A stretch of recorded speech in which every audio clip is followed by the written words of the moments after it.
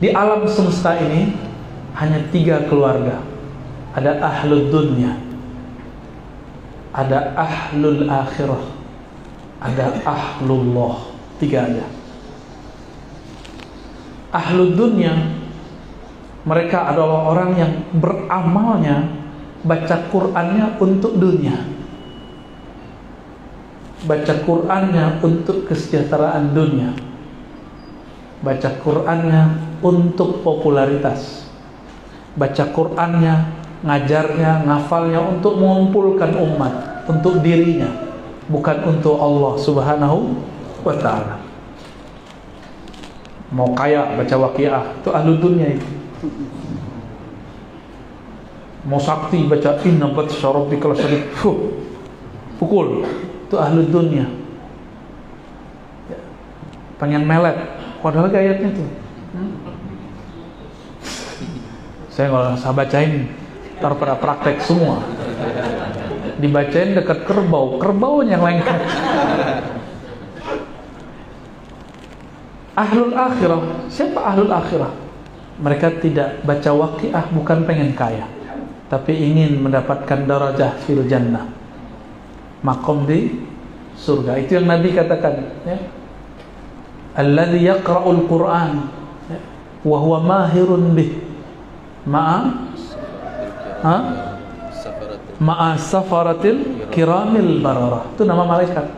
Orang yang baca Quran dan dia mahir. Di riwayat lain hafizun, dalam riwayat Muslim, wa huwa hafizun lahu, dia menjaganya sehingga dia jadi mahir. Jadi hadis ini bisa digabung riwayatnya, karena dia jaga hatta yakuna mahiran, sehingga dia menjadi mahir. Kalau mahir gak terbata-bata lagi, maka Allah kirim bersama dia. Satu huruf itu ada malaikatnya. Satu huruf ada malaikatnya. Bahkan dalam basmalah itu malaikat terbanyak di Quran. Itu malaikat yang mikul Bismillahirrahmanirrahim. Paling banyak itu malaikat yang mikulnya.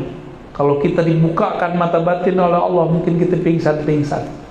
Maka salah satu nikmat Allah kepada kita yang lemah ini, Allah tutup hijabnya dengan hijab cahaya, hijab pahala. Itu bismillah tuh. Nah, kalau bacanya betul-betul mahirun atau hafizunlah, maka Allah bersamai dia dengan malaikat yang disebut safarah. Safarah ini malaikat utusan.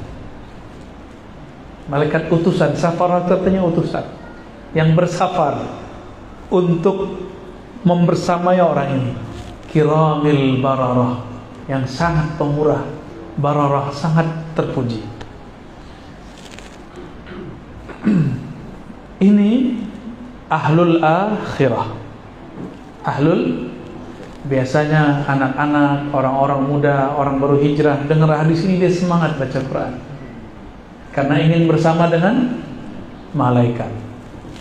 Ada yang gak puas, saya gak cukup dengan malaikat, saya ingin bersama dengan yang menurunkan Al-Quran. Itulah wabil haqqi nazal. Al-haq itu Allah Subhanahu wa ta'ala. Al-haq itu Allah itu sendiri, ya. Dengan al-haq lah Al-Quran itu turun. Maka tasdik dulu, baru turun Quran nurnya dalam kalbu, ya. Tasdik dulu kepada al-haq. Al-haq itu tidak ada miryah wala raib wala syak. Tidak ada lagi keraguan di situ. Al-haqqu mir rabbika. Al-haqqu, al-haq dari Rabbmu. Fala takunanna minal mumtarin. Maka jangan engkau ragu lagi. Ada sedikit keraguan di Quran, hati-hati, ya. Apalagi yang mengatakan Quran belum sempurna, ya. Dia nggak sempurna, Quran yang dia tuduh. Nah, berdasarkan ini, sahabat-sahabat yang muliakan Allah, ada yang ketiga, dia baca Quran bukan karena dunia, bukan ingin sakti, bukan ingin kaya, bukan ingin sekedar surga. Dia ingin berkalam-kalam dengan yang punya surga. Bukan sekedar dibebaskan dari neraka, tapi dia ingin bersama dengan yang menciptakan neraka. Itulah ahlullah. Sehingga mereka ada yang berkata, ya Rabb, seandainya engkau memasukkan kami dalam neraka-Mu, tidak masalah, yang penting engkau ridha kepada kami. Kalau Allah ridha, mungkin gak masuk neraka? Gak mungkin ya. Nah, itulah mereka ahlullah wa khasatuh. Maka mereka ini setiap kali bertemu nama Allah di dalam Al-Quran pasti bergetar. Wajilat qulubuhum, pasti ada getaran di kalbunya. Gak mungkin gak ada getaran di dalam kalbunya. Tapi jika getaran itu sudah kuat, sudah biasa, maka kalbunya akan tenang. Summa talinu juluduhum wa qulubuhum ila dzikrillah. Surat Az-Zumar, ya. Al-Quran yang Allah turunkan itu membuat kita bulu roma kita berdiri, jantung kita berdebar. Tapi kalau sudah dekat, awal-awal ketemu deg-degan. Tahu deg-degan? Berdesir. Awal-awal dulu Ustadz Thohir jatuh cinta, berdesir nggak Ustadz? Terasa ya? Kayak mau copot jantung. Saya nggak bisa balas pantunnya beliau. Nanti Ustadz Thohir aja yang balas ya. Walaupun lahir di tanah Minang, tapi sudah nggak dapat cara berpantun, ya. Lidah sudah keluh. Tapi saya senang sekali dengarnya, kayak masuk ke alam mana itu. Tahun-tahun berapa gitu dulu ya. Itu baru pantun Melayu. Gimana Al-Quran? Lebih indah lagi. Indahnya bukan main.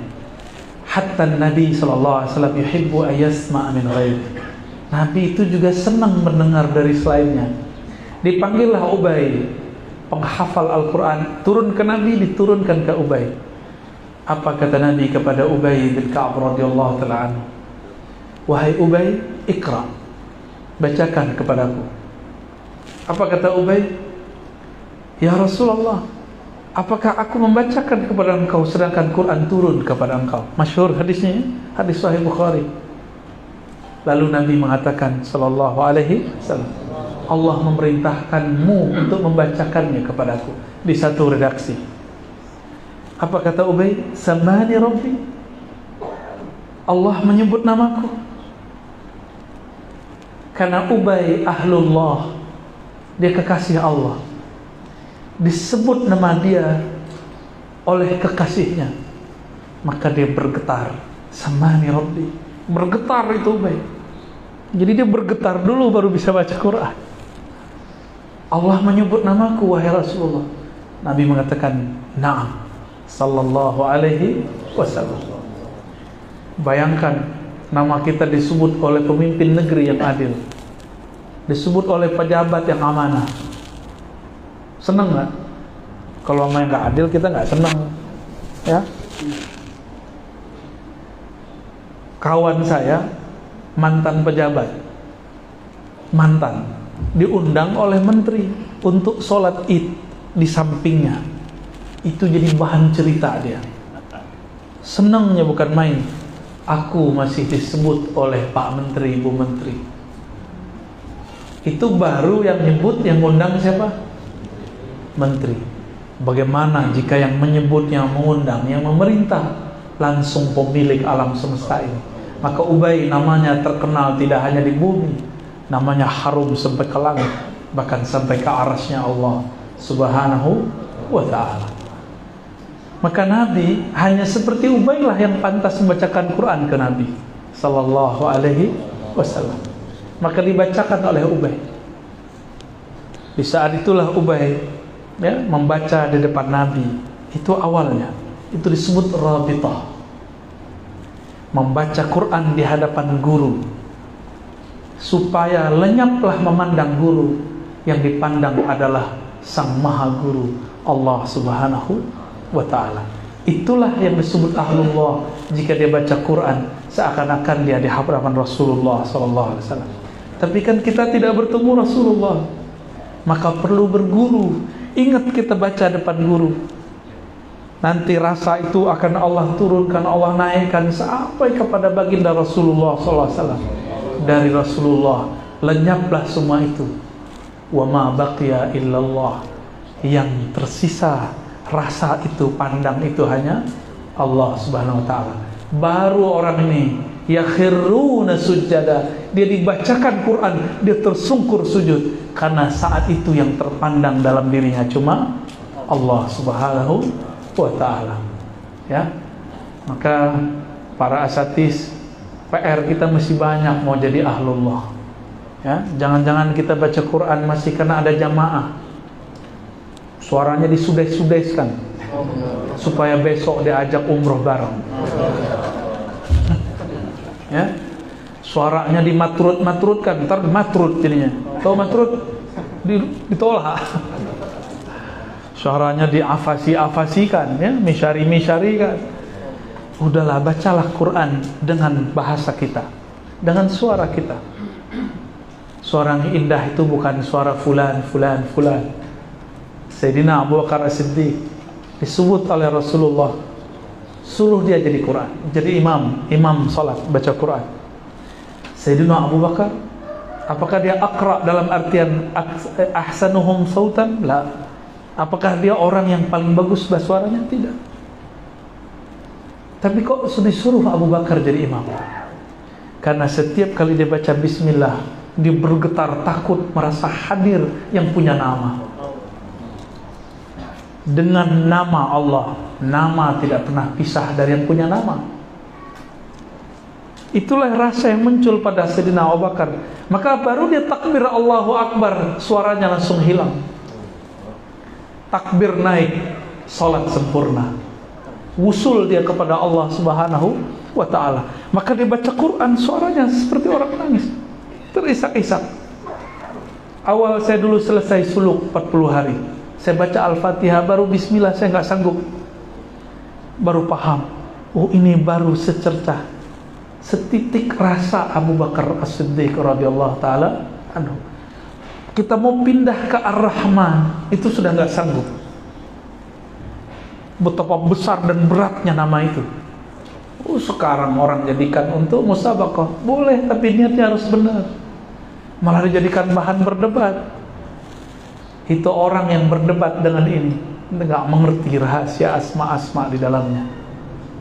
Maka PR kita banyak, Bu, ya, para asatidz, supaya menjadi ahlullah, ya. Jadi oleh-olehnya 3 itu: ahlud dunya, ahlul akhirah, ahlullah. Kita ahlu Quran yang mana? Quran yang ahlu dunya, orang baca Quran yang dia ahlul akhirah, suka cari-cari pahala, atau ahlullah, ya. Tinggal dipilih. Mau dapat dunia dengan Quran, mau dapat surga dengan Quran, atau ingin bersama yang punya surga dengan Al-Quran. Semoga kita dihantarkan kepada yang ketiga. Itulah ahlullah wa khassah, ya.